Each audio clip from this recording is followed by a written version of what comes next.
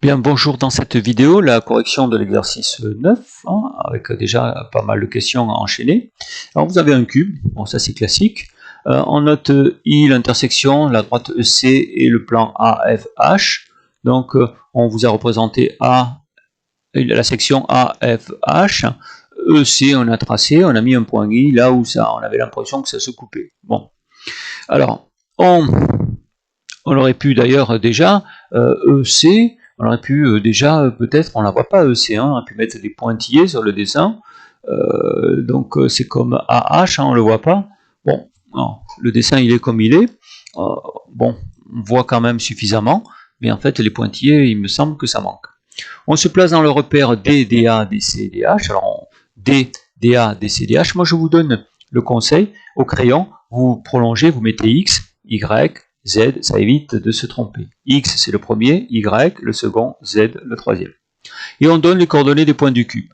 Bon, des fois il y a des questions un peu cadeaux, donnez les points, les coordonnées des points. Alors D c'est l'origine, 0, 0, 0, et après A, on voit bien qu'on a bougé de 1 pour X, rien pour Y, et 0 pour Z. Donc ça on vous les donne. Bon. Sinon on aurait été capable de les trouver nous-mêmes. Déterminer l'équation paramétrique de la droite EC. Alors EC, on connaît E, on connaît C, on peut calculer le vecteur EC, et puis on peut, classique, faire l'équation paramétrique de la droite. Enfin, non, pas l'équation, une équation paramétrique de la droite EC. Alors, qu'est-ce que ça donne? EC, je calcule, moins 1, 1, moins 1. Classique. M de coordonnées X, Y, Z appartient à EC, si et seulement s'il existe T appartenant à R, tel que CM égale TEC. Si vous avez choisi E, vous n'avez pas la même que moi, mais vous allez avoir une bonne, si vous n'êtes pas trompé, équation paramétrique.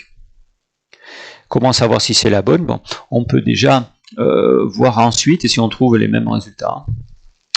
Alors, là je mets les coordonnées de C, et là je mets les coordonnées devant le T de EC, où T appartient à R. J'ai une équation paramétrique de la droite EC. Classique. Classique court, hein, et toujours pareil. Ok. Alors, suivant.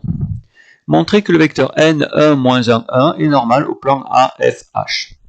Pour montrer qu'un vecteur est normal à un plan, il suffit de montrer qu'il est orthogonal, et donc avec le produit scalaire égal à 0, à deux vecteurs non collinaires du plan. Qu'est-ce qu'on peut prendre? On peut prendre AF, FH ou AH, on en prend deux, et on va faire n scalaire ces deux vecteurs-là. Il faut trouver 2 fois 0. Voilà la méthode. Alors, moi j'ai choisi AF et F, attention, FH. Si je prends AF et FA, c'est pas bon parce qu'ils sont collinaires. AF et FH sont deux vecteurs non collinaires de AFH. Je calcule les deux coordonnées en faisant ce de F moins ce de A, ce de H moins ce de F, et j'ai n ici. Et je fais AF scalaire n. Alors comment on fait? On fait X fois X, Y fois Y, Z fois Z. Ça vaut 0. Donc on a ça. On fait pareil pour FH et N. Ça vaut 0. Alors, c'est obligé, si ça ne trouve pas 0, c'est qu'on s'est trompé. Parce qu'on vous dit montrer que N est normal. Donc N est un vecteur normal à AFH. Voilà, ça, c'est facile. Enfin, quand on sait. Justifier que la droite C est orthogonale au plan AFH. Alors, pour montrer qu'elle est orthogonale, il ne faut pas dire ouais, je le vois, ça marche et tout, ça ne vaut rien. Et ben, il faudrait montrer que EC, il a pour vecteur directeur n. Parce que c'est quoi un vecteur normal? C'est un vecteur d'une droite orthogonale au plan. Définition de votre leçon. Donc il faudrait que le vecteur EC et n, il soit équivalent au sens de la direction, c'est-à-dire il devrait être collinaire. Est-ce qu'ils sont collinaires? J'espère que oui, sinon ça ne va pas être bon.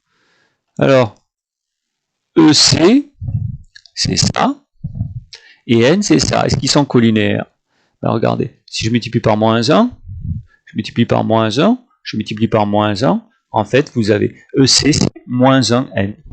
Donc, ils sont collinaires, donc, ça suffit pour justifier que la droite EC a pour vecteur directeur un vecteur normal au plan, donc elle est orthogonale au plan. Vous voyez, quand on sait, c'est court. Hein. Bon, je ne lis pas la question parce que je devine la question avec la réponse. Trouver une équation cartésienne du plan AFH. Vous voyez que si vous entourez bien les réponses, déjà c'est que les questions, vous pouvez les retrouver. Hein. Classique, M de coordonnées x, y, z appartient à AFH. Si AM et scalaire n est égal à 0, je mets devant n, là c'est classique, je fais x, y, z et moins a. Je développe et je tombe sur une équation cartésienne du plan.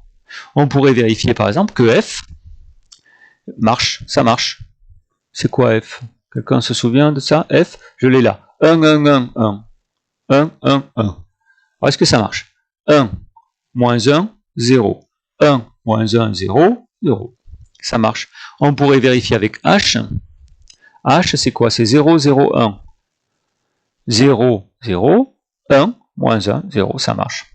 Et le point 1, ça marche aussi. Donc on a bien trouvé une équation cartésienne du plan et c'est une bonne. Ah, là je sais ce qu'on me demande. On me demande de trouver le point d'intersection de la droite C et du plan. Alors, on a deux choses. Pour qu'il appartienne à la droite, il faut qu'il vérifie l'équation, la représentation paramétrique qu'on a trouvée ici.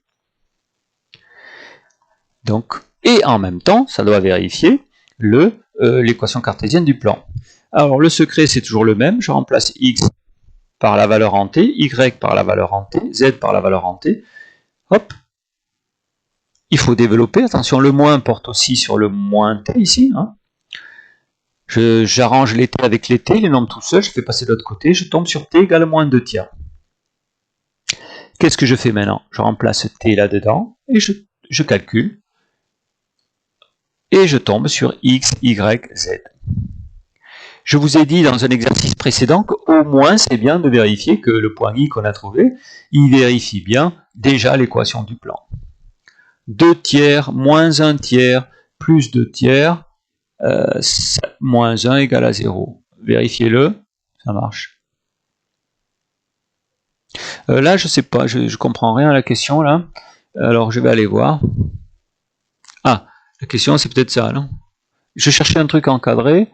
Enfin, je vais lire la question parce que qu'est-ce que c'est? Alors, calculer la distance EI. Alors, EI, GI, GE. Ah, bon, je rigole. La distance EI. C'est compliqué là. Ah oui, alors, je calcule le vecteur EI. Et puis je fais x au carré, plus y au carré, plus z au carré. Oui, je compliqué parce que bon, j'ai rappelé le cours, mais j'aurais pu mettre la grande racine, hein, la formule du cours, la grande racine, en faisant directement ça moins ça, ça moins ça, ça moins ça, en mettant au carré. En fait, je me souvenais plus ce que j'avais fait, le cours complet, je vous montre. Pop, pop, pop. Là, voilà. Moi, j'ai utilisé ça en calculant les coordonnées du vecteur. Je pourrais directement calculer ça en prenant E et I. En fait, c'est pareil. Les deux sont pareils. Donc, je n'ai pas compliqué, mais bon, j'ai pas fait en une seule étape. Donc, l'idée, c'est que j'ai ça au carré, mais bon, la grande, si vous voulez, la racine, je la mets après. Alors, racine de 1 tiers. Racine de 1 tiers, si je prends une calculatrice, elle va me donner racine de 3 sur 3. Donc la question, c'était calculer la longueur EI. Alors, ici, on appelle I l'intersection, on a le point I, EC, démontrer que HI et AF sont perpendiculaires. Alors, AF et HI, bon, je vois pas trop pourquoi sur un dessin, ça se voit pas des masses, hein. Peut-être qu'en prolongeant ici, certains peuvent dire, ouais, je vois un point, je vois qu'il y a un angle droit, bon, je suis honnête envers vous, moi je ne vois pas du tout. Donc, je vais calculer. Comment on peut montrer que ces droites sont perpendiculaires? Bah, HI, je peux calculer le vecteur. HAF, je peux calculer le vecteur. Pour montrer qu'il y a déjà orthogonalité, je peux faire le produit scalaire et montrer qu'il est égal à 0. Sauf que perpendiculaire, attention, ça ne veut pas dire orthogonale. Ça veut dire qu'elle se coupe déjà. Je suis en train de réfléchir pourquoi ces droites se couperaient. HI et AF. Facile. Facile, elles se coupent pourquoi? Parce qu'elles sont dans le même plan. Elles sont coplanaires. Elles sont dans le plan AHF. Vous voyez, avant de me lancer dans un truc, je réfléchis. Je me dis que perpendiculaire, c'est pas orthogonal. Donc il y a un truc à dire en plus. Bon, alors on y va. Oui, ils sont coplanaires. Alors j'ai expliqué pourquoi c'était coplanaire. Hein. C'est parce qu'en fait, toutes les deux appartiennent au plan AFH. Voilà. Donc c'est une évidence. Hein. Peut-être je l'ai justifié. Alors HI, pas beaucoup de place. Hein. Alors pour ceux qui ne voient pas bien là, 2 tiers, 1 tiers. Et là, ça doit être moins 1 tiers l'autre. Moins 1 tiers. Ici là. Hein, je vous laisserai le faire. Ça a été coupé là. Bon, on peut le faire, hein. C'est quoi I? C'est 2 tiers, et H c'est quoi? H c'est 1. C'est 2 tiers moins 1, donc c'est 1 tiers. Donc c'est un plus ici. Donc on a 2 tiers, 1 tiers et 1 tiers. Alors, il doit y avoir un moins, non? HI. Alors AF, est-ce qu'on l'a calculé? Je suis en train de chercher 1, 0, 1, 1. Il faut que ça soit égal à 0, cette histoire. Donc on va avoir 2 tiers fois 0, 1 tiers fois 1, et là on devrait trouver moins 1 tiers alors. Ah bah oui, on trouve moins 1 tiers, regardez. 2 tiers moins 1. 2 tiers moins 1, ça fait moins 1 tiers. Donc, vous voyez, il faut chercher à réfléchir. Ici, il y a moins 1 tiers. Vous voyez, on ne le voit pas. C'est pas que vous ne voyez pas. Non, on ne voit pas du tout. Alors, c'est moins 1 tiers. Et donc là, il y a un moins. Donc, 1 tiers moins 1 tiers, ça fait bien 0. Donc, on a bien HI qui est orthogonal à... Ah là, il y a orthogonal. Hein. Bon, là, je ne sais pas ce qui s'est passé. Il y a des trucs qui ont disparu. Là. HI orthogonal à AF. Orthogonal. Il faut un signe orthogonal ici.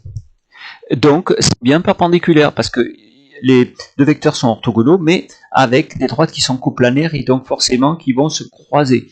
Donc, ça veut dire qu'elles sont bien perpendiculaires. Donc, hein, vous voyez bien, là, je répète, hein, c'est moins 1 tiers, là, c'est moins 1 tiers, et là, il y a HI orthogonal à AF. Voilà, hein, orthogonal, le signe orthogonal ici. Et donc, ça fait perpendiculaire. Voilà la correction de cet exercice 9.